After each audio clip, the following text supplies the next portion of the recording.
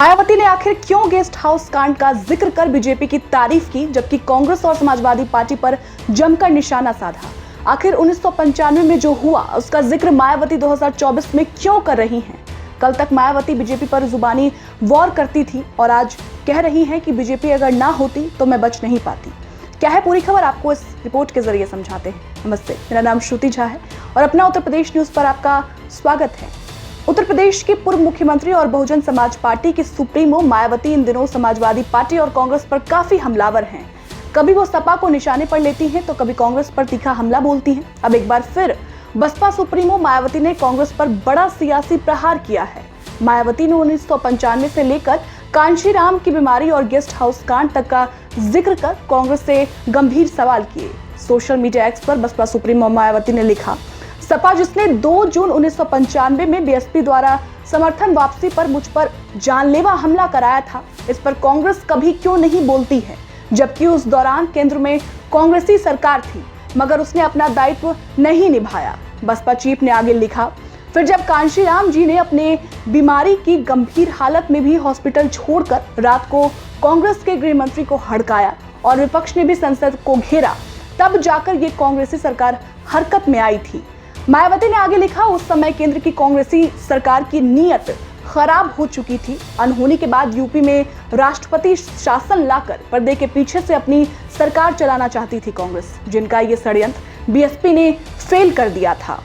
इस दौरान मायावती ने गेस्ट हाउस कांड का जिक्र करते हुए भाजपा का नाम भी लिया और कहा कि भाजपा ने उन्हें सही समय पर बचाया। मायावती ने लिखा, उस समय सपा के आपराधिक तत्वों से भाजपा सहित समूचे विपक्ष ने मानवता और इंसानियत के नाते मुझे बचाया और अपना दायित्व निभाया, मगर इस पर भी कांग्रेस को बीच बीच में तकलीफ होती रही। आखिर कांग्रेस को क्यों दिक्कत होती है, लोग सचेत रहें।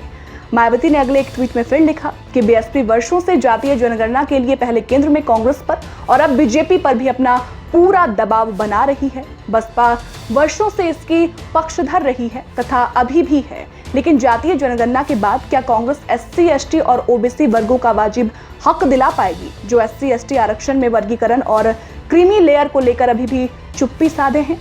जवाब दे। आखिर गेस्ट हाउस कांड है क्या, जिसका जिक्र इतने सालों बाद हो रहा है? इसके लिए हमको 1995 में जाना होगा। साल 1995 में सपा बसपा साथ में सरकार चला रही थी, मगर अंदर खाने दोनों में सब ठीक नहीं था। मायावती ने 2 जून 1995 की दोपहर को लखनऊ के स्टेट गेस्ट हाउस में बीएसपी विधायकों की एक बैठक बुलाई। बैठक खत्म होने के बाद मायावती आगे की चर्चा के लिए पार्टी विधायकों के एक चुनिंदा समूह के साथ एक अलग कमरे में चली गई। बाकी विधायक कॉमन हॉल में ही थे। शाम 4 बजे के कुछ ही देर बाद करीब 200 लोगों की भीड़ ने गेस्ट हाउस पर हमला बोल दिया। कहा जाता है कि भीड़ में समाजवादी पार्टी के विधायक और समर्थक शामिल थे। उन लोगों ने गेस्ट हाउस में तोड़फोड़ करनी शुरू कर दी। बहुजन समाज पार्टी के कई विधायक तक पीटे गए थे। समाजवादी पार्टी के नेताओं ने बीएसपी विधायकों को बंधक बना लिया।